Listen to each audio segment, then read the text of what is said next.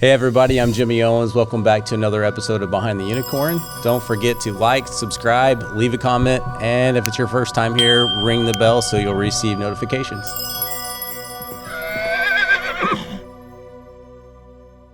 Our guest today is a real son of a I meant to say beekeeper. Oh, yeah. Sorry about that. That's usually my calling card. Sorry about that. Lucas Ross. Hi, Jimmy Owens. I've been waiting to do that. Well, you're not the first person probably that's wanted to, but you're the first one who's achieved it. Yeah, so congratulations. Awesome. Thanks for letting me do that. So our audience may or may not know you, but if they do... It's because I owe them money. Probably. A lot of people They money. may have seen you on Disney, Muppet Studio, Reels Channel, NBC, something to do with Weird Al. When did you open up for You're Weird Al? making me sound like I've actually done a lot of things. Steve Martin. Steve Martin? Yes. Yeah. You could say I opened for Weird Al. It was just kind of the school that I went to. He Okay. came to perform at, and they just needed somebody to open. So they didn't have any budget left to hire anyone, so I got to do it. That's awesome. Did you, and then one other thing you may know, Lucas, if it has anything to do with the banjo. Yeah. Right? I love the banjo. Yeah. A lot. You're great at every one of those things. Well, I try to keep it spread so broad that you don't have to be really good at any of them. People are just like, you do a lot of stuff. I have had a guy come up to me and be like, Yeah. I did a play or something, and he was like, you do a lot of different things. Have you ever thought about just focusing on one of them and being good at it? And he was like sincere, but right, it was yeah, cutting, yeah. and I'm like, foiled. Yeah. Yeah. That's funny. Do we have glasses in the glasses? No, I had LASIK. I mean, our lighting is set up for glasses. No, I am helping you out with non-reflective lenses. The prescription ran out. I just realized it. I need to go get mine. I wear them when I do on-camera stuff so people can recognize me. It's like reverse Superman, right? Yeah. When Clark Kent has glasses on, nobody knew who he was. So if I take them off, you wouldn't even know who I am. Right. And I was paying, so I got LASIK, and then but I still wore the glasses. So you took on the TV. glasses. Well, at first, this shows how smart I am, James. Jamothy? James. I like it. You've never called me James my whole life. I think the doctor did. The glasses you could get non-reflective lenses. So I was paying to have no prescription, and then paying more for it to look like there weren't glass in it, and then I realized I could just pop the lenses out. But this was on an easy revelation. I had to buy a couple pairs before I realized, hey, idiot, just pop the lenses out. But that's what they're doing a lot of now. movies You can and stuff. just Harry Potter, I don't think he had glasses in his frames from like the third movie on. And spend all the budget putting glass back in the glasses. Well, right, and they had to spend so much time like lighting. You know, you have to deal with lighting. Yeah. It saved a ton of time. Yeah. That New Girl show with Zooey Deschanel, she doesn't have any lenses in her glasses. I have not seen that one or heard of it. Yeah, Okay. I made it up. Huh. Sounds like it. All right. So I have some family questions for you. Okay. From like your family? Maybe no, Oh, maybe okay. not. Yeah, not from my family. Wow. It was from Denise. Oh. I'm waiting for the classic. Do you mean the nephew? That's what I was holding back from saying, and I didn't do it. I heard you Those say are that one family- time, and now I robbed that joke from you. Really? Oh, 100%. Anytime I can say the nephew, I'm going to say it. I didn't know I originated it. but Okay, I'll so take he credit. really is. Your parents. You grew up. Your dad was a beekeeper. Yes. So here we go. We're going to go to the family questions to kind of build okay. the context of this. Syrup on waffles or not? Oh, syrup was a cuss word in our house. Yeah, and that was constantly said by my dad, although when he stubbed his toe, that was never what I heard him say. Yeah, So. he would say syrup. No, it was like syrup, but the few times that we would go to like friends' houses and they had syrup, I'd taste it. I was like, oh, this is horrible. This is so sweet and gross. So you don't like molasses? Well, no, I like real, but then I went to Vermont as an adult, and once I grew up and I had to make decisions for myself, Dad, I went to Vermont, the source of evil, and tried actual, real, true maple syrup, and it was glorious. Okay. But I still prefer, Honey on your waffles. honey on waffles. And, Yeah. Yeah. Did they serve honey at like a waffle place? Sometimes, but usually it's gotten better, but for a long time, the honey at like fast food places. I Not won't as say good, any of right? them. And it's like it's cut down. concentrated. It's cut down, man. Yeah, that's right. It's adulterated. That's the actual term. Honey adultery. Really? Sounds really scandalous. Yeah, that does. So yeah, syrup. Syrup was not it, but my kids, they love it, and that's what they insist on. So when my parents come visit, we have to hide all the syrup. Oh, okay. So would your mom like pack honey when she would go out to eat waffles somewhere? Yeah, we should always carry a little jar sometimes with the real honey stuff. sticks. Yeah, Yeah. it wasn't far off from that, to be honest. We were Okay. kind of snobby about it. Yeah, I had no clue growing up. All right, so we use Karo syrup on our waffles. Not really. I'm just joking. All right, he doesn't know what that is. No, never heard of it. Is it called charming bees or robbing honey? Charming bees or robbing honey. I guess it'd be robbing is what I'd heard more. Charming bees. Your dad said, "I'm going to go rob some honey." Yeah, but I've never heard of the phrase charming bees. Is And that your something mom was like, said? "That's all right because I'm packing honey." So my mom always got out of it because she was allergic to bees, which is a great profession to be in. all of us? Yeah, right? Yeah. I guess so. I never heard charming bees before. She's like queen. a snake charmer? She's queen. Yeah, All right. she's in charge. No, yeah. So I believe the term came from like I have no suit on. There's a big honeycomb, and I'm gonna go over there and walk over, and I'm gonna get Charm the the honey and bees. put it in a jar. You ever seen like fried green tomatoes? Oh, You're gonna have to watch that one. So, but my dad did, like, over time, he stopped wearing gloves. It was so hot, he wouldn't wear gloves or Yeah. even the veil. He was just comfortable, and he's Grew like, a I might get stinger. a couple stungs. Grew a but, stinger. yeah, maybe he was turning into a bee. But, yeah, it was never that. But charming bees, that sounds great. Charming bees is like where you go no suit, go Yeah. get the honey, and they don't attack you because you're a bee charmer. Oh. Yeah, your dad is a bee charmer. It sounds like. I guess so. Yeah, yeah. Cool. I am the opposite of that. I was the magnet. When I go to the bee yards with him, it was torture. I hated it. I was stressed out. freaked Really? out. They could sense it. Oh yeah, the bees can smell the fear. Like- Yeah, they were like swarming my face. I can't see. My veil would just have these bees like trying to get in. What And was I'd be that? like, Dad, and he's like, nothing can happen. You've got it. And I had like it all cinched you up. get, And I like- had rubber bands around my gloves and my ankles so they couldn't fly up my pants. And Did he ever like get upset like if you like swatted them or something? Is well, that, he was like- always like, if you do that, they're just gonna get mad and they're actually gonna Yeah. sting you. But oh yeah, I would just. Did he ever get like stress upset about it. like if it like you killed a bee out there? Did like, he ever get upset if I yeah. killed a bee? Yeah. No, he didn't probably care for it, but and I'm not Yeah. saying that I killed bees, but I'm not saying I didn't accidentally like. Yeah. The bees and I had a complicated You're history. kind of like the bee story.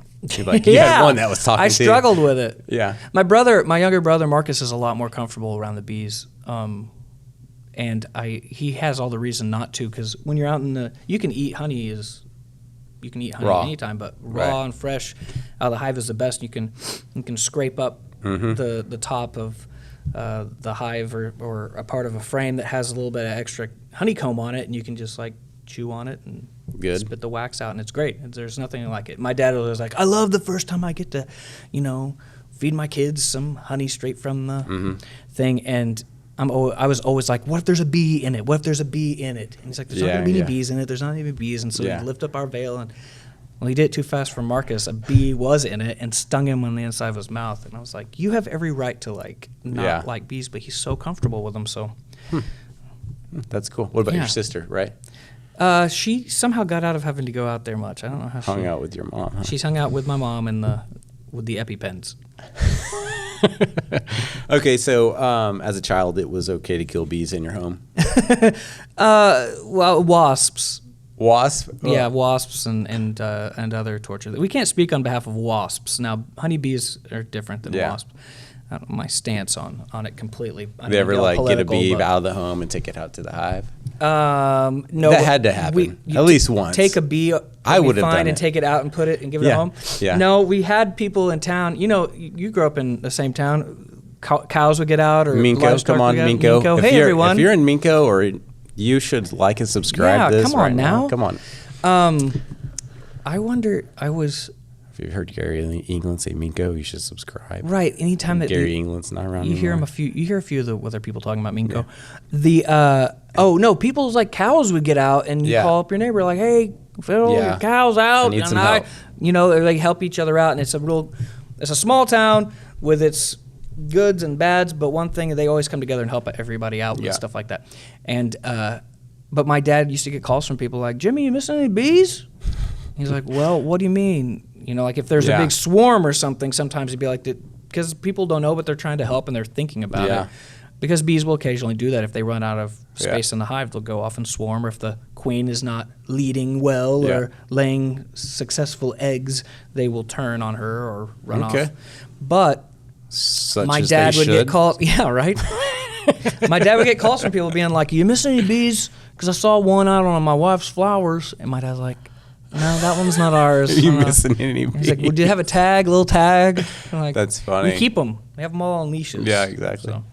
That was always a weird thing. Is like we were the weird family because. Well, there was a guy that was in your class, Jonathan Pregler. I believe he's into beehives now, isn't he? He did for a while. Yeah. Yeah, you are. Yeah, you are. Jonathan. I don't know if he's doing it now, but I know he did for a bit. He actually inherited a lot of my dad's and my grandpa's supplies when my dad kind of got out of the actual physical bee. I had no clue. Keeping. I just somehow knew that. I think I was born with it. Yeah. All right. So the question we always like to there is actually has anybody ever got a paper cut from you throwing your cards?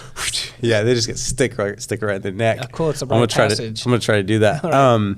What makes you a unicorn? That's the question we like to ask on the show. That to get biblical, I would say a perfect, I don't know, description of my life would be someone who missed the boat, and that's what I always think about unicorns is when Noah was rounding up the animals, the unicorn slept in that day. So that's the closest way that I'd be a unicorn. That I'm just like not quite there. I don't even know how to respond to that. There you go. That's good. Did I solve it? Did I finally? Did we close out the podcast? Is this the final episode? Well, now? It is a mythological animal. We do understand that. So now it is. Yeah. So you mean like what makes me unique? Yeah. Man, I don't know. I've tried so hard to be different because I knew I was, and so you kind of embrace it. Small town, like it was kind of like you did sports, or if you're a guy, you did sports or you didn't. Yeah. And I didn't.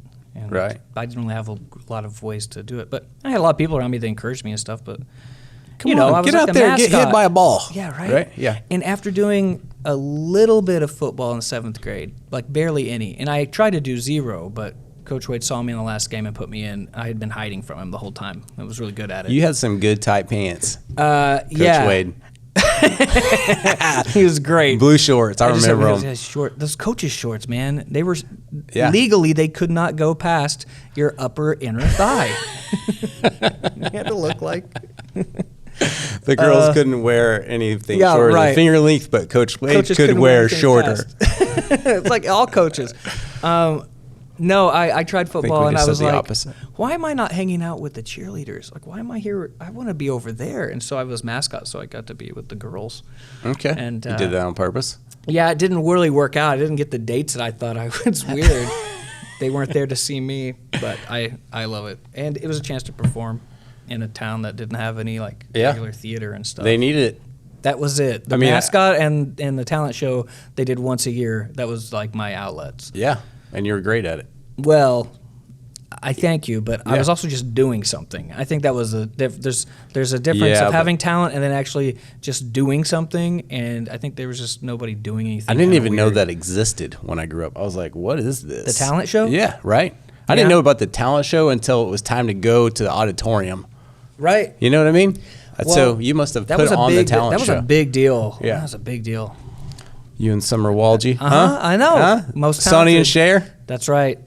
All right, couldn't cool. perform that now. Yeah, but anyway, so you're still performing, right? You're doing all kinds of stuff. You're a unicorn. Lucas is all over the place. How do you keep your life intact? Like, are you just always busy going? I try to avoid a bee joke. You know, I put everything in my phone and I just listen. I just trust that that Siri is not lying to me when she says I need to show up at Jimmy's studio. Yeah. 9:30 today, and I can forget what it is sometimes. So sometimes I'll put a note like banjo? ? I'm like, I've walked into a few places and I've actually forgot, like, what is this event? Am I hosting? Am I emceeing? Am I stand-up? Yeah.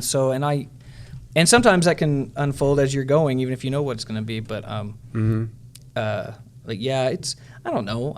I like to keep moving. I like to do a whole lot of things. I lived in LA for a while and I worked in different areas, and I don't know that I get to have my hand in a lot of different things that I like to do in local television a little bit, and some film and stuff that comes through here or that I can travel for. And then I get to do stuff with music. And that was kind of a thing I fell into when I got into playing banjo. It really gave me a lot of work opportunities and led me to get into work with some of my heroes I wouldn't have got to achieve in other places if I would have maybe stayed in LA or something. Yeah. Well, before we get too far, we're going to come back to this stuff with Lucas. Now is time for a message from our episode sponsor.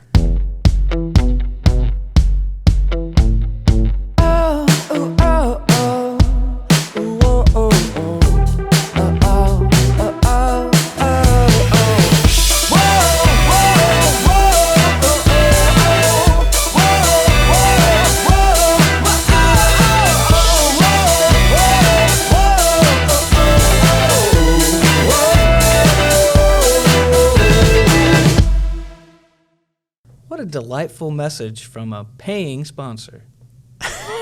Nice. How's that? Yeah, that's great. Do I have a future in this? Did it what? Do I have a future in this, do you think? I believe you do. Yeah. Someday. Before I ask my next question here of where he got to where he is today and how he got here, which we were tapping into, we're going to mix it up for our guest. All right. You ready for this? Yeah, okay. AI is a big topic. Yeah. Lucas AI. Something I know about Lucas that most people don't know about Lucas. This guy can draw caricatures very well. I think. Let's see what he can. See if he can draw me. Here we go. What memory do you have? Here we go. Oh, okay. Is it on? Yeah, go time. All right. Now. You're gonna give me like big donkey teeth. Yeah. Oh, did you know? Have you seen the guy online that like he draws terribly insulting pictures? Oh no. People? Have you ever? No, I could never do that. I never. Have you ever done caricatures like paid? Yeah, and then they asked for the money back after. I wasn't expecting to do this. I don't know if this is good. Oh yeah, it's gonna be good. It might look like Kermit. I think you can draw Kermit. Well, really yeah, everything has a little bit of Kermit. Just don't hit me with Miss Piggy. Whoops. Okay, so why did you think that how did you know that I could do this? Because I used to. I can read people's minds. So like in school when we were together, they used to have us do like a carnival or something. Yeah. And I would somehow. Oh yeah. And I would end up doing caricatures, but again, it's just because I would do it. I wasn't necessarily good at it. Did you ever practice it? Yeah, like I tried to learn. I guarantee you guys, they did not have drawing at Minco, Oklahoma. They had ag. I've tried to do it a few times since then, but I don't know. When's the last time you drew one? I'm gonna say just years now. ago. Okay. I haven't looked at it yet.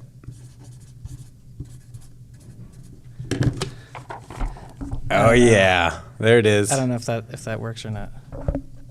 All right, let me draw Lucas. A few freckles. Are you gonna draw me now? No, I think that's a mole actually. Not really. I'm just joking.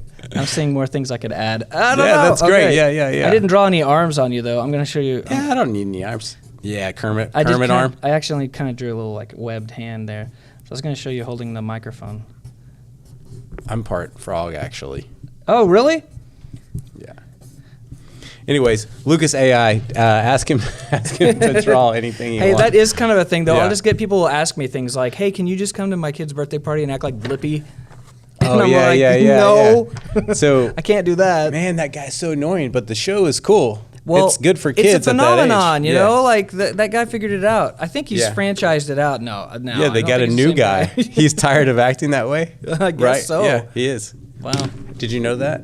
I just saw that's different. I don't watch a lot of it, but I have some friends that worked on the live show. Some puppeteers that worked on that. So I think it's cool. Yeah. Okay. Awesome. Well, Lucas AI. There you go. There you have it. I don't think he has glass in his glasses either. So how'd you get to where you are today, Lucas? So small town. 1A, population of 1,300 once upon a time when I looked it up. Right. Yeah. So how'd you get to where you're at? You've been to a lot of places. I know you went to California, right? Mm-hmm. I don't know. I just wanted I wanted to perform. I think I just wanted to entertain. Is that what drives you, is performing? Yeah, I think so. Finding that way of making somebody laugh or entertain or something. So anything that just lets you get in front of people? Pretty much. My dad used to have like big football watching parties and stuff at the house, and I would organize with all the kids that we were going to be the halftime entertainment, and we'd put on some show or something. That's what Yeah. And I was like 32 at the time. It was embarrassing. Those kids did not want to do this.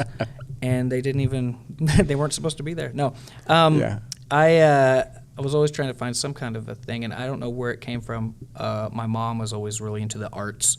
My dad was not, and I'm sure And when you say arts, are you talking about like acting, plays, all of it. art, or drawing, cultured, or going to musicals? And I remember her taking us to see Sound of Music and Peter Pan and stuff when I was a kid, thinking like I don't want to. And then I'd go and I was like, this isn't the energy in here. The audience is getting to see this. This is so cool. And then comedy, I always just liked the idea of it. A lot of it comes back to the Muppets, though. I was born right in the in 1980, so that was the peak of Sesame Street, and the Muppet Show was huge in the whole world. I love the Fraggles. And Fraggles, that was my show. Favorite, oh man, yeah. And I think that style of the humor that worked for everybody, that parents were liking and kids liked it because the parents were liking it, just kind of locked in on what I wanted to do, and I was really influenced by that, I think. Yeah. It's hard to find a way to be a professional, real-life Muppet, but I've tried to come very close. Yeah. And mascotting was all I could do for a long time, but that's kind of what I feel like I've done wherever I work. At Channel 4, I feel like I'm just kind of like a mascot for their station, and for the Banjo Museum, I'm kind of like a little local ambassador, spokesperson, monkey boy waving a banjo around to let people know about the real talent over here, or the real things that you can do and stuff like that. So how did I get there? I don't know. One thing I will say this, whenever we first started going to the state fair and signing pictures with the TV stations, so Ryan Belgart, who directs and produces stuff at Boiling Point, and we still work together, and he produces a lot of the commercials I do, and we started out doing a local little 5-minute sketch show weekly called Two Movie Guys, and one time we were signing Two Movie Guy pictures at the state fair. Granted, all the people in line were hoping to probably see Linda Cavanaugh and Kevin Ogle, and by the time they got up there, they had taken their lunch break, and it was me and Ryan. Yeah. And I remember a lady coming up and saying to us, "How do you boys get to do what you do?" And a lot of people ask me that still, why? Does somebody owe you money? How did you get on TV? But Ryan had a great response for this woman, because she was like, my daughter just wants to star in one movie, and then that's it. That's her dream. Yeah. Like, oh yeah, sure. Everybody's is to just takes more than that. Wake up and do it. So she's like, what did you do? And Ryan immediately said, well, it's weird that you say this right here, because I actually remember going to the state fair and getting in a line like this and going up to seeing the local media personalities and saying, how did you do this? You know what they told me? And the lady leaned in and he said, they went to the state fair and they got in this line and they waited and they came up and they asked the person there, how do you get to do this? And do you know what they told them? And she leaned in closer. He's like, they went to the state fair. And he just kept telling this over and over again to her until she finally just walked off without responding at all. And I thought that was such a great thing, because there's no rhyme or reason. I mean, you work towards something. I'll tell people, especially college-age kids or high school kids now, and they've got access to so much more stuff and abilities than I ever did. But to learn everything, learn how to write and edit and film and do all of it, because nobody was sitting around saying, I want to put Lucas on TV. And now they're saying we don't want to. But I created a thing. I earned trust. I worked hard, and I started doing it all. And I kind of started with a serving attitude of when I worked in LA, the group that I was with, it was their initiative was just to be a positive, like encouraging light wherever we went. And they're like, you're not here to network. You're not here to like just use people and try to get a job. You're here to be helpful and to be kind and to bring a positive light into the So was that groups. college? Mm-hmm. Okay. It was my last year of college. And so I interned at that 70s show and some other TV shows that Carsey Werner Mandebach produced at Studio City there. And they, I learned so much so fast, you know. It was like, if you can make a cup of coffee or deliver a cup of coffee. Yeah. Not make it. Take a cup of coffee 5 feet over. If you can trust and do that, then maybe we'll let you make a photocopy of something and take it. And it was like these things that a lot of people don't want to, like, I don't want to do that. I want to do the thing. But they have to just see the steps that you'll do it and you're loyal and you'll you can be trusted. And all that came Mr. into Miyagi play. you. Yeah, right. It's like, why am I doing these things? Yeah. And I learned a whole lot really fast, and then I came back to Oklahoma with the idea that we would, my wife now, but at the time when we were dating, we were going to get married and then move back to L.A. or maybe Chicago or New York or something like that. But different things kept us here, and then I started getting to do all the things I wanted to do here, and I was getting to travel some to L.A., so it's the people that you know in different places always, not really where you're living. Because everybody in L.A. is from somewhere else, and that was one of the things I got, like when I started doing media stuff in Oklahoma, I'd be working with some directors and stuff, and I was always an advocate for the actors. Like, we got to pay the actors. The actors have to be paid. So I was way before the whole SAG thing. I was advocating, but because I want to get paid, right? But I was like, we eventually. Have to, well, and it was also the mentality of ownership, and that's really the conversation right now with AI stuff. And I remember working with different directors that thought, if we filmed it, if you film this, then it's your property, and you own the people in it, and you own everything. And it's like, to an extent, no, none of that's true. Because even if somebody signs it, like I could sign usage for me to be used for this thing here. But for that same producer to say, well, I can run this commercial with a different logo and a different brand in a different state, and this actor will never know, and we can double dip and make more money off of it, unless they agree to that, and that was the circumstance. But I would deal with that a lot of times, or just like them not wanting to pay the actors very much, and crew and other stuff too. And the excuse was, if they were really good, wouldn't they be in Hollywood, not in Oklahoma? And I never thought to say back to the director, well, you're a director in Oklahoma, so are you saying that you're not good? Because you're not in California, and it's obviously not true. Did. You hear that? You just but did. But it's the idea of we have this perception, but everybody in LA has come from somewhere else. They just have a area code on their phone that's a Los Angeles number, but they're originally from, a lot of times, so some people are born there and stuff, but a lot of people travel there too. So I've been so excited to see so much media and so much film just blossoming here. Yeah, it's getting, just in the past couple taking off. Just in the past decade. So it's cool. If I was a kid now, oh my goodness, I feel like I just wasted a lot of time because I didn't know what I could have already done. What would you change? I guess nothing. Dang it. Because I wouldn't be here. Yeah. I would. Because I really wanted to be on this show today. I wouldn't change anything. I would have. Another pro bono thing that I've done over here. I have had a lot of things. A lot of people ask me over the years, like, we need you to come and MC this event. And we're going to tell you right now, we got to have you. And it's for a good cause. And we have $0. But it'll look really good on your resume. And I'm like, well, I don't need a resume anymore, you don't have to tell me. Yeah, and it doesn't look good if they know you did it for free, because that's just an advertisement that I'll do more free stuff. Yeah. But I'm always happy to do things, and I understand there's not budgets and stuff like that. But but it was always kind of funny that, like, it'll look really good on your resume. And I was like, what do you know about some of these resumes? Because I would like to know. Because no one's reading them. If we're doing it for free, then okay. Yeah. But I always hoped that I could find a way to, do like a trade out with the local electric company. Right. We'll trade out electricity for this. Yeah. Well, like in the olden time, when you would trade, you'd go to the market and you say, "May I offer you this swine for power? How much power is this baby pig? Yeah. It's still alive." Yeah. Just for the audiences, can they edit in a pig in my hand here? I'll hold my hand still. Yeah. unfortunately, the price of the pig keeps changing. Right. This is the problem. Right. Man. That's awesome. You've done a lot. I mean, you're, banjo, TV, film. What's your? I know, like, wherever you're going, you say as long as you're performing, but like, there has to be something that you like more. Do you like playing the banjo more? I love getting to play the banjo. He does. He's really good at the banjo. You can do any rock song you want in banjo. I just get by. There are real good banjo players. There's a lot of Oklahoma banjo players that are really, really good. There's, of course, incredible banjo players out there. I am not one of them, but I'm a big fan. I'm learning. He's very humble. It's I almost had a banjo in here after we're going to do a little music AI really? with Lucas. Just start having me play whatever. I did have a kid the other day ask me if I would play Super Mario Brothers, and so I learned it so I'd be ready. And then that same kid came to another one of my shows and requested it, and I was able to be like, okay. What did it sound like? It was okay, and the kid was like, yeah. Let me hear it. I mean, I'm good. If you had an instrument in my hand, it would sound exactly right. Okay. Yeah. So let me hear. That's pretty good. Thanks. Yeah.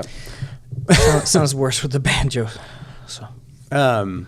Yeah, I think one time there was Lucas was doing like a live, like, request any song you want, and it was like me and my boys. We were there on Instagram, and we were like, yeah. I can't remember what it was, but I think mine was. It was pretty. That was good. a lot of fun. It was pretty good During the pandemic. Mine was like a 9 Inch Nails song. It was like, yeah, I tried it. What did you say? A banjo sounds? You say happier? Well, is it happier? Yeah. So that's right. It makes everything a little bit. Yeah. So I mean, you can play a sad song on the banjo for a long time. Steve Martin used to always joke, like, does you can't sound play happier, a sad. though. Yeah. It's a happier. There's just something about energy. There's some life or something in it. And the banjo has a really interesting history and lifeline along with America. The good, the bad, the ugly, the beautiful. It's the moonshine. There.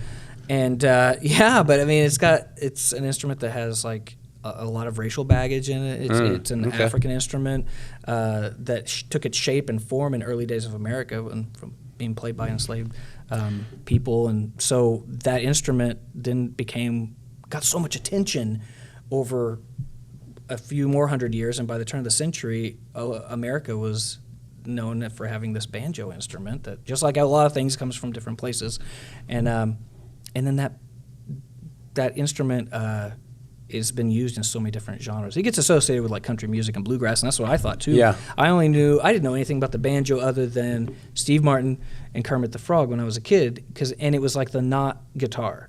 Anybody could get a guitar or play the guitar, but not everybody played banjo. Right. And there's a good reason for that. Is there 12 strings on a pajanjo? Is there a pajanjo? There could be. So 6-string guitars that sometimes have a 12-string version of it, so it's like doubled up. I don't know. I'm sure there's a 6-string banjo or a 12-string banjo. Oh, I have no banjos clue. are typically. I just thought it was 12. Well, typically most banjos are 5-string. Okay. Or 4-string. Okay. Sometimes they're 6-string, which would be just like the no-string, which you just played. And the no-string is the one my family loves that I play. When did you start playing the banjo? How long have you been working at this? When I was in 7th grade, I did Steve Martin at the talent show. I did King Tut or something. Or I just did some of his material, and Sharon McComas had a banjo, and that her family hadn't played, and so she just kind of let me have it, and it just kind of stayed with me. Still got it? All the way through high school. Don't answer if you don't have it. Sorry. Right before. Sorry about that. Right before I graduated my senior year, Sharon came up to me. She's like, "Do you still have that banjo of ours?" I was like, "Yeah." She's like, "Well, you've had that so long, and I know that you've used it a lot more than anybody else. I was just thinking, now that you're graduating, can we get that back?" And I was like, really thinking she's going to give it to me. She's like, "I think my grandkids want it." Of course. But I got serious about it years later, after around the time that we had our first kid. God, it's probably still collecting dust. That one? I know, right? Just joking. Right? And my wife got me tickets to see Steve Martin whenever he did his banjo tour in 2009. He started going around doing a bluegrass thing. Okay. I never thought I'd get to see him live, much less multiple times and stuff. But did you always want to see him dead?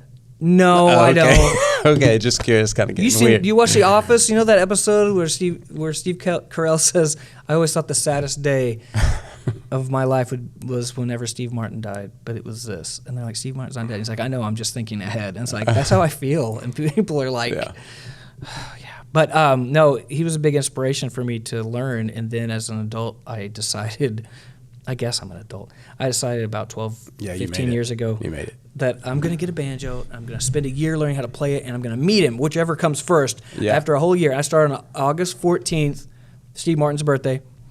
August 14th, 2009, no issues. No, there's a restraining order probably. Yeah. And I spent a whole year learning to play the banjo and hoping to meet him. I had no plan on meeting him. And all the lines in every movie he's done. I already knew those. And so by the end of the year, I had learned to play the banjo. I had not met him. And then 4 days later, I did. Nice. So I should have said, and I'll find $1 million. But I did not say should have. That. I think he may have had the niece to nephew joke. Maybe that's where that came from. Yeah, I can't. I could see him saying that, but I always give credit to you, which then I don't ever cite my source. So good. Yeah, I want to be part of that confusion. So another question I had about an instrument: violin or a fiddle? A fiddle. Does it just depend on the crowd you're playing to? Yes. I've heard it said. The only difference between a violin and a fiddle is a violin has 4 strings and a fiddle has 4 strings. Okay, there you go. And then that's from Kyle Dillingham. On How It's Made the other day, I was pretty impressed. If I was to play an instrument, it would probably be the hurdy-gurdy. Oh, man, those are cool. The hurdy-gurdy, because you don't have to really touch any strings. Is it like a crank or something? Yeah, it's like a crank and some, but it sounds like a violin. It's a violin's cousin. Hurdy-gurdy. Hurdy-gurdy. Look it up. And the name's great. If you've not heard of hurdy-gurdy, like and subscribe. Yeah, please. hurdy my gurdy. All right. So, what about a business hack for our audience? What do you got? A business what? Business hack. Ooh. Yeah. Well, this is the only reason they watch. They probably just skip to this part. Okay, I'll tell you this, and it sounds really simple, but it's important, and It wasn't important. It wasn't important. It's important. Kindness. And showing just showing kindness to people, because there's in business anywhere, but especially when I've done things where I was in a commercial and the client was he decided he was this director and just kind of came in and started and so I was there. They brought me in because I was funny and all this stuff, and they were all he was super kind to me. And then once we started going, he really wanted me to say this word in a certain way. Then he was hearing it in his head that I guess I wasn't getting.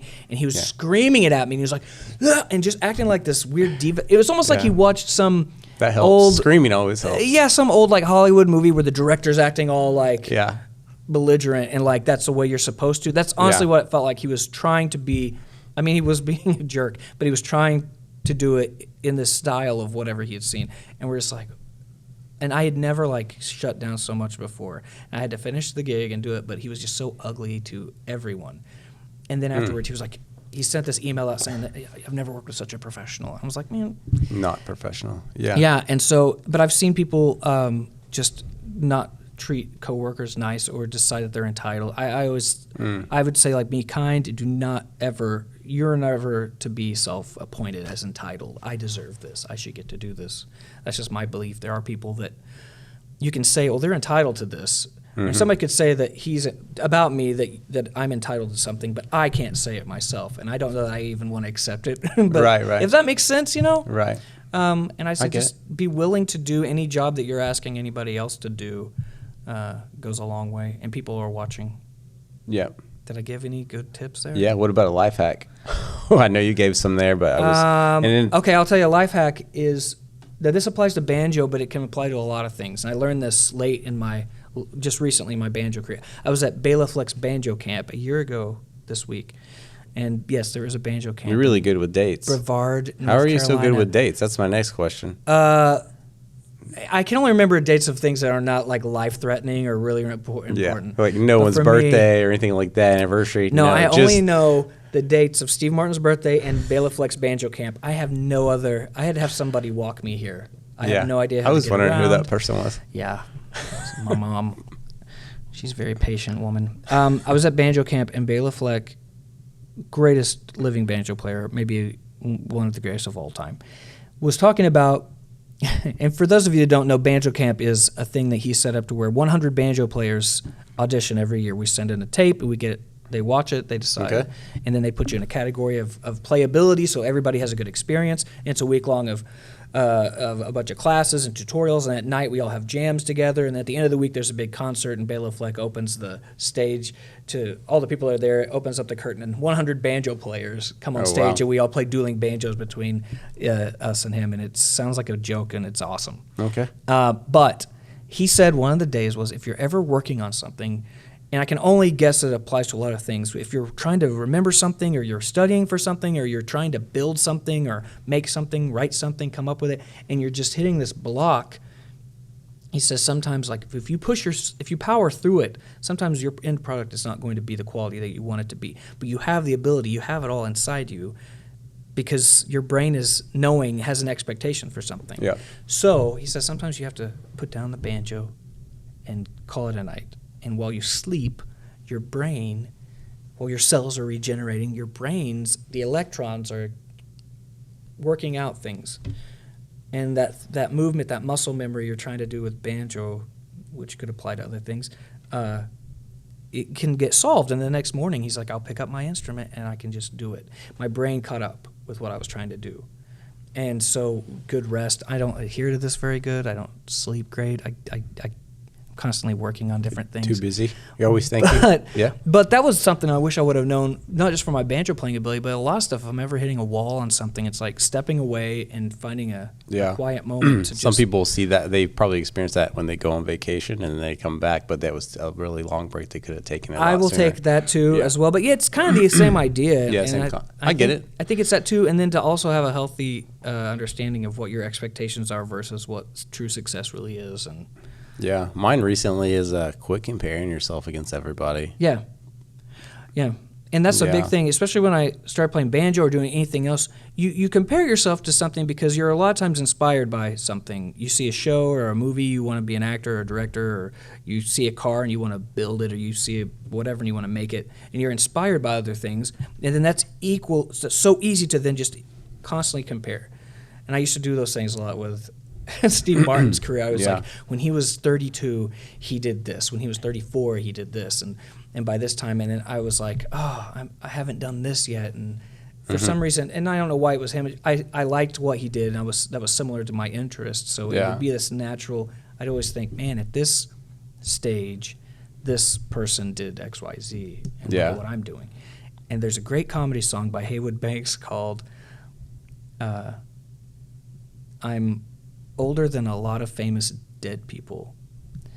And it's a comedy song, but the whole idea is like, it's like there's a lot of people that did a lot of great things. Yeah. Better than me, but they're dead. Have you seen this? Have you sung this? I can't remember. I don't know that I ever sang it. But it's a great song. It's like the whole chorus is just, but they are dead, so what good does that do you? So it's like he's feeling bad. He's like, no, I haven't. He's like, sure, they accomplished a lot more than I did in a lot less time, but they're dead, and what good does that do? So I think about that like in comparison. But realistically, if you're trying to learn a song to sound exactly like the person that played it, why would the listener not just want to go listen to the original? And John Hickman. Yeah, there's some really bad remakes right now. Like right. Tracy Chapman's song that's being redone by some other country. Yeah? Have you heard that one? No. Oh, God, it's not good. Is it not? It's not good. Well, and I feel like that's kind of the thing. So I had my first banjo teacher, the only guy I really had a class from, John Hickman, who passed away. He was an amazing banjo player for Byron Berline and just legendary banjo player. And he told me, are you trying to play to sound like somebody else? Because why would you not want to sound like you? You want to give people a reason to listen to you and your style. Yeah. And so I figured out then that's my style. It's going to be hitting wrong notes. Yeah. Well, I think so. Sounding like everyone else, you've found that. I've seen you like play. You play the banjo and have comic relief. So you've married these two things. You're performing, right? And you're doing these things that you're good at, that you started doing right when you were younger, right? And you just keep building on it. And I mean, it sounds like you're doing what you like. I do. So you're always like, I always feel like if I went back 10 years and told 10 years ago me what I'm doing right now, how excited I would be. And if I went back and said what I was doing 10 years ago to the 10-year-old less, whatever that, understand. If you were in a line at the state fair. Yes. And I walked up to myself and I said, get out of this business. Get out, idiot. No, I would be so excited. And I've got to do a lot of stuff that I... that's a good way to put it. I feel like it was accidental, and I know there's probably... I don't know. And I know there's a lot of criticism of me. I feel like I've worked... From whom? Oh, it's people that... Your haters? You got haters out there? Oh, yeah. What do they say? What do the haters say? I can't say what I was at it's come back to you don't play real banjo. You play a speaker in the background. That's not real. I've had kids come up to me at things and they're like, my dad says you're not a good banjo player. Oh, and I was seriously? like, so your dad plays banjo? And I'm like, yeah, and you stink. No way. He would come and find me at the Honey Festival every year to let me know. It's like his dad says, go find him and tell him. And I don't know if, and I was like, you think it's true?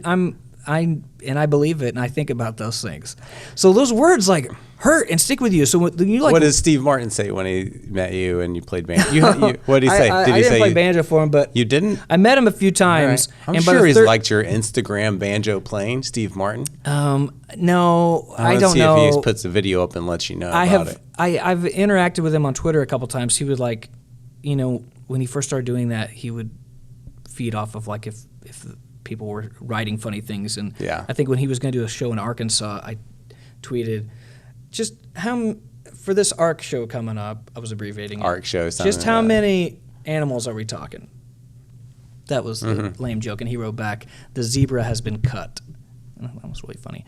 And then and it led the paveway for a lot of people to do it. So I had a few of those interactions, but when I actually talked to him, I would freeze up. I've got to talk to a lot of my heroes or a lot of considered famous people. But for Steve Martin, I think I would feel this pressure of my childhood of like, and it's happened 3 times now that I just can't say, I can't bring the words to say thank you for sharing your talents, really, because it allowed me to learn something because of him that has brought me so much joy, brought me a way to have a job and pay for my kids. I tell people when I do the shows, like, all the money I make goes to feed the children that live at my house. Exactly. And they're so hungry. But I joke about things like my wife doesn't like it when I play banjo, and I go, I'm just kidding. She's very supportive of my career, not for the art. She literally supports me financially because of my career and that kind of stuff. But yeah, I think the last time I met Steve was after he came here with Martin Short, and I'm there, and Mayor Holt's there, and Johnny Beyer from the Banjo Museum, and some others, and I was on the list. I was supposed to be there. This after a few times I was like snuck backstage by somebody that knew I liked him and stuff. Okay. And this time though, he like recognized me, and he had come by the Banjo Museum earlier that day, and I wasn't there. And he walked by and saw my office, and I knew he was coming. Yeah, and, he was stalking you. Well, he's stalking you, is what you're telling me. Well, he saw his picture up. I'm sure. 10-year-old. I had all these pictures ago, Lucas. Steve Martin's gonna stalk you. That'd be great. That's the rumor we want to start now. It's like there is a restraining order. It's reversed. But I would always play the shtick on TV that I was like a super fan, and I'm gonna get kicked out of the concert and all these things like that. And in reality, I was very like, it stressed me out having to meet him or getting to. I wanted to, but like, I didn't want something bad. Yeah. And so anyway, that day he came self-conscious and very aware and heightened senses. And he's just a human, just a regular, awesome human. You just got to be sure to wear a big diaper and go in there. I will say this. So whenever I met him the first time, I think all I said was like, you tweeted me once. He's like, okay. And then that was it. The second time, Byron Berline introduced me to him, and I got to shake his hand. And that was about it. And the third time... Was his hand soft or calloused? It was firm and did not feel like, a 78-year-old man. I figured they had really big hands. He has big hands, right? They're very big. I guess so. Yeah. Bigger than mine. Oh, yeah. We have the same size hand. Yeah, we're like you twins. should play banjo. We're twins. Have you done this with anybody else on your show? No. I feel like I'm... feel it. Look, we're in prison. Like this is your visitation. Lucas, I miss you. Why'd you do that? Well, and that's what he said to me. So the How'd third you get time in here? He said, "Hope you're not a criminal." I was like, Click. That was a picture. Now Martin Short was so sweet, and I talked to him, and I just like raved and thanked him for his comedy and for everything he did. But for Steve, I just still couldn't do it. But I did get a nice. He sent me a book, and he sent a banjo to the museum. He was so impressed with the museum. He gave the American Banjo Museum one of his banjos that he was given by. Wow. And it was like an Earl Scruggs banjo. So really you've played the banjo that Steve Martin has played? No. You don't get to play it? No, it's locked up. It's safe. It's safe. No, we did have his banjos a few years ago whenever they had a Steve Martin banjo exhibit when he got inducted into the Hall of Fame, and he sent us his original banjo he played on Saturday Night Live and the Muppet Show and all that from the 70s, and he still uses it. And then the banjo he learned on, and another special banjo and stuff. So I got to kind of look at him. Okay, but really close. I'm not that's play cool. The master. No, this is out of tune. Ding, ding. Yeah, like what's he doing? What's the speaker do? It's all fake. But yeah, that third time that I met him, I always tell people like I finally, after 3 times, I got my picture taken with him, and I got his signature on the restraining order. There you go. Nice. That counts. So what do you do in your spare time? You got a lot going on. You're doing all of these things. Like what? Maybe start me out with your morning routine. What's Lucas do? I get up at 5:30 in a panic. Okay. In the morning, a.m. Yes, and then I go to Facebook and before I do anything else, and or online, and I post some questions for the viewers for Rise and Shine, which is a KUT show, the sister station of Channel 4. And I just kind of read a lot of emails and birthday celebrations or funny jokes, or I come up with themes and stuff to talk about. And I used to fill time, but slowly that just evolved into this community of these regular people that write in, or none of us are really regular, but that write in, and we've become this family. Was that My mom, a poop joke? Yeah, no. Just a little bit off the normal path. Yeah, we're sponsored by. We have 3 boys at home. I couldn't pass it up. You have to. Okay, I was fishing a little bit. No, they have started to become like this family, and all of the viewers kind of like they'll have meetups and hang out and stuff like that. These Rise and Shine, as they call themselves. So that's really special. So I go and I do that for 2 hours. So at 9, if I don't have a promo or anything else to shoot at the station to film, I will go downtown to the American Banjo Museum, an office down there, working on some national promotion and education stuff for the museum, and working with different possible things here and there. We've in the past worked with the Muppets and stuff, which is really cool. And I don't know if I've got to achieve one of those dreams. I just stayed in L.A. and you never know. I think you've already made it, man. You're kind of. I think sometimes we can become the fish looking for the water, right? Oh, that's beautiful. Did you make that up? I've heard that somewhere. You should claim it. You should claim that. Yeah. And what was the other thing? Where's the water? It's over there. By Denise and Denephew. Yeah, exactly. Sheesh. Yeah. All right, spare time. He has no spare time. Spare time. That's kind of what I was getting into. I don't see you having too much spare time, but you're always got all these things. Yeah, I have. I feel it, but I think that's the thing. I've made things that for other people would be hobbies. I've built that into whatever this job is. And so I don't feel You've made your hobbies jobs, and then they call them jobbies. And then you get paid the same if it's a hobby that it is a job, is what I found out. So it looks really good on a resume. Keep volunteering. Yeah. I'll tell you what, I want to paint more. I used to paint a lot when I was a kid, but I got into charcoal, believe it or not. Really? Yeah, it's pretty good. I want to learn how to do it. once, but I'm not I good like at it. But I want to learn. Something about starting at a 50% grade that makes getting to white and black easier. Oh, okay. Yeah, there you go. I don't know. Head trash. What kind of head trash you got? What? Headdress? Head trash. Like what? Oh, I think we kind of talked about it a little bit already, but because I know funny, humorous, positive Lucas, responsible Lucas. You know what I mean? Like you're really setting me up high, and I don't know how accurate that is. Head trash. Like what? Yeah. What kind of you got to like? It sounds like you're know when to take a break. Oh, I'm gonna take. I try. I'm not very good at it. I let things stay with me a lot longer if I get like a mean email or somebody like lashes out at me because I don't know why. And when I first started doing television in Oklahoma, it was just something different, especially on the news stuff. They're like, why is he on TV? And they're asking very good brutal, questions. Right? Yeah, they are. And people are encouraged Thank to you do for your this. questions. Quit sending them in. Yeah, people are encouraged to do this. People are encouraged to be to have an opinion, and it's got really cynical, and the world just got really, and I would be told by people like, well, that's just kind of the price you pay. That's part of it, and it's true, it is part of it. But I feel like saying that gives the people an excuse or a right to be ugly and to be unkind, and that's not right. Yeah, it sadly is part of it, but it shouldn't be. That culture should change, especially by now. And I feel like it kind of is. People are being held accountable for saying ugly things, but other people are propelled further in their power and their careers by being ugly too. But like things, I remember one time a lady wrote in or posted on Facebook after I was on the morning show. I said, those two movie guys, especially the one with glasses, with no lens, are wastes. Yeah. That was back when I had a lens. I'm just picking. She said that guy with the glasses is a waste of oxygen, and he should be choked out. And I wouldn't mind helping. Okay. And I was like, that's the closest, like kind of almost a death threat maybe.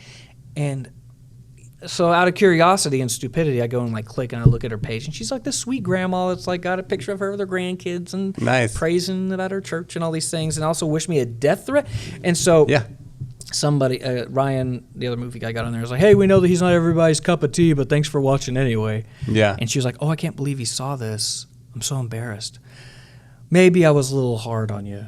In fact, what you did this morning was pretty stinking hilarious. Really? So maybe I'll give you a try. And it's kind of like, okay. And when I heard that, I had to remember, and I'm not saying that there aren't people out there that don't like it. I'm not saying they don't have their reasons, and that's okay too. And every once in a while, people will call in just to say, I can't stand it when you're on TV. And I usually respond with, I'm very sorry. I know I'm oversaturated this market sometimes. And I can send you a list of all the times I'm on TV so you can avoid that. So I always just play into it that way. But there were times that like I would be so, the criticism, I would be beaten down because I was just trying to do something to bring joy and to be an ambassador really for the state, for the talent. You know, I tell people like I shine a light. I want to shine a light on the good things. And when I'm asked to come be part of something, like I'm going to do a show with the Sooner Theater this winter. Winter of 2023. This year. I want to shine a light on the real talent that's there. And there were times I'm beaten down so much I was like, I don't want to do this anymore. It's not worth it. I don't want to be out in public and be attacked. And it's happened. I've been like cussed out and stuff by people. So the public attack is something. It hasn't happened in a while. And I would assume I would have a hard time getting over that because so it stinks. I get upset whenever. I mean, my wife says something to me. I'm like, well, what about that? Yeah. And I just have people like, I just have to get tough. And it's real bad when she does it in public. I had a moment. I had a time where I wasn't going to do it anymore, and I didn't want to be on TV. I didn't want to do any of it. You're tired of the criticism stuff? Yeah, and I just was like, I'm playing this comedian, and people think that like they can just be mean to you too. And like I was at a home and garden show signing pictures once, and a sweet little old lady walked up. She's like, oh, Are you that dumb idiot from TV? And I go, yeah. She's like, you are so stupid. You are the biggest idiot. No way. Can I take a picture with you and show my grandkids I met the idiot? I was like, yeah. And she was really sweet to me at the same time, but it was like, I couldn't say, sure, ugly old lady. I mean, she wasn't. Yeah, kind of. I have had one person come up to me. She's like, oh my goodness, you're even uglier in person than you are on TV, if that's even possible. No way. And this was at a charity event, and they had Santa Claus there. It was like a... You've developed some thick skin over time, it sounds no, because I'm remembering all these things. Okay. And therapy session. And I said, right, this counts as my therapist for the this is going to look great on a resume. She was like, you're the ugliest person, and you're even worse in person. And which is great, and that will be an album title that I'm going to use sometime. Just worse in person. But I said, lady, you're not supposed to say that to people. What'd she say? I said, there's a guy in a red suit over there that's taking requests. Go over and find out what list you're on, because I don't think it's the one you want to be on. She goes, I'm probably on the naughty list. And I don't even know if she realized. She was shocked whenever I talked to her, and she's like, I think I made him mad. Like, she didn't realize that I was really there in person. And I get that. I've asked for that by being comical, and people think they just want to joke with me, and that's okay. I don't mind that. There are times that people are just really hateful, or they want to do it to say that they did it, or maybe. Some people just like bad or reviews. they're jealous. I've had a lot of people, I guess I can only describe it as being jealous of me, and I'm not saying this because I think they should be or that I am living something that somebody should be jealous of. Well, because you are better than everyone. Thank you for you being the one saying it, not me. Let's cut it right there and print it. The people that want to do this, and when I first started doing television, there were a lot of comedians in Oklahoma, some really funny comedians I'm big fans of that I knew didn't care for me and were mad or frustrated that, like, why is this guy getting to do this? And but over time I become friends with them, but I still remember what they said. Like, I remember the things. It hurts. Yeah. And it's not right to do it. And so, but then I've stepped back and I've decided, how many times did I, like, tweet something off at Kim Kardashian just to get, like, an attention from other people? You have? No, I mean, What'd sure. you say? I don't know. Just something What did you like, tell Kim? If Kim was right here at this no, table, I what are we going to tell Kim? Now. But at the time, like, what I do you want to tell funny. Kim sorry for? I was like, sorry that I made fun of you for not knowing what work was. Like, to think that I don't know what the joke was, but I do remember, and I decided, like, I'm just not going to be part of the negativity. I'm not, that's an easy way to be funny. I'm not going to be part of the apology accepted. She said. Oh, thank goodness. I wonder if she likes banjo. But I do. I had a time I was really low, and I really was like, I don't want to be out in public, and I don't want my kids to ever You were at see burnout. me. Burnout. Yeah. Sounds like. Yeah, and then I started to kind of learn it kind of goes in ebbs Burnout, and wear flows. out. And just like people Age out, right? Maybe, I mean, maybe probably. some of the little, you probably hit your 30s. The 30s aren't very fun sometimes for people. No. Yeah. But I had this. But he's over that now. I had this moment that I wasn't going to do it, and then I met a woman. She came up to me probably at one of those events or something. Not your wife? No. A woman came up to me. She says, I just want to tell you, my mother and I have been watching you for years, but this whole last year, she never laughs at anything. Mm-hmm. She doesn't have a sense of humor, and she has no reason to laugh. But she laughs at you every day, at least once. And she said she's been dealing with cancer.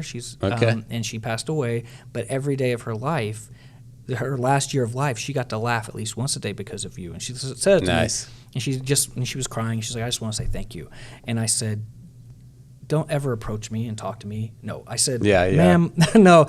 I was like, I was blown away, and I remember that a lot. And I think, okay, if that's the reason I get to do whatever it is I'm doing, if it's just for that one woman, if that was the purpose that God put me on this earth to entertain her for the last year of her life at one little 4-minute segment. See, you're already in the water. I hope that, and that's all. And it's like, if that's it, then I hope I did it right. And maybe there's more. And that was really none of my business. There's more, yeah. That's none of my business to know. Oh, I'm sure. I'm supposed to just do good. We're supposed to be kind and try to be good humans. But getting to see a little behind the curtain there, that's encouraged cool. me. So on those days when I'm kind of low or I feel like that, I remember that, okay, for ladies like that woman's mom that for some reason would rather watch me than some bad news. That's what I kind of tell people. It's like, you might not like me, but at least I'm not telling you more bad news that's going on. Yeah. But I treasure it and I respect it, and I try to approach it with a lot of respect that I care for a lot of the viewers. I feel like I'm friends with a lot of them. I mean, impact-wise, I would assume you've impacted a lot of adults, older people, and then man, do you just imagine all these kids that you're playing banjo for and doing Kermit stuff for? You know what I mean? Like, they're gonna remember. There's kids that, I mean, I'm not gonna forget this. You might. Lucas AI. Oh, you know what I mean? There's a lot of impact that you're doing. Seriously. Well, I'm grateful for that. I just hope I'm doing it right. I'm learning, and I mess up a lot, and I misstep. Here's a question for you. In 10 years, what are you going to, what today, in 10 years, where's Lucas going to be in 10 years, since that's the topic now? In 10 years, I hope I'm still getting to, man, I don't know. Watching Wheel of Fortune, laughing whenever the people get the letters wrong. That's literally what I'll be doing in 10 years. So I'm going to plan for that. Let me put it in my phone right now, because I have to just follow what my phone says. Can I get an S? Mm-hmm. Oh, sorry. Yes. In 10 years, I just hope that I'm getting to do something that I hope I haven't overstayed my welcome. I probably already have over the past 10 years. But so anything else you want to add? Have we covered a lot? Yeah, I've got a timeshare that I really would like to pitch, and that's what I thought I was going to get to do on this whole show. Yeah. No, man, it's just great to get to talk to you. And Jimmy, like, I looked up to you so much when we were in school together, and we were in I have together. no clue why. And we were upperclassmen, and it's a small school, but you were always kind. Because you were of always age? nice. Oh, okay. You were funny, and you were likable, but you were also nice. I have such good memories of you being a kind person. I try to be. And that just is huge, because you remember those things. I think about, you remember Sammy Brentz? Yep. Yeah. I think about him a lot. When I was in 7th grade, just to show, like, I got on the Fieldhouse bus, and I was getting bullied by an older student. And Sammy just kind of stuck up for me and put himself on the line, and then he kind of became a target because he was sticking up for me, and I'll never forget that. Yeah, and, hazing was different in the 80s and 90s. A little bit, and the coaches encouraged it. Yeah, it was weird. Yeah, sorry, Coach Wade. He's got a lot of time today. I think he was there, but no, he was good. Yeah, I think he was basketball. He wasn't on the bus. Yeah. My football jersey was Coach huge. Wade didn't encourage it. Okay. No, he didn't. My jersey said couldn't breathe. 82, but I had to tuck it in. You could only read half of it. That's what it looked like. It looked like I had the word "no" written on it because of the way that because of square numbers. Yeah. It's what I should have said when they asked if I wanted to play. But basketball was not mine. So, anything else you want to add? I just want to say that thank you for having me on this show, and it's your highest rated one, I can already tell. Yeah. And I want to apologize for all the oxygen that I've been wasting over these years to that woman. Yeah. And no, but thanks for having me, man. Super grateful to have you. I would say to our viewers, look up Lucas Ross. And go look at all of the things that pop up when you see that search, and go follow them on the social. That's a weird social thing media. to do. Yeah, look up Lucas Ross. You may see a mugshot potentially. Not yet. So guys, don't forget to subscribe. Thank you to our sponsor, and we'll see you guys next time.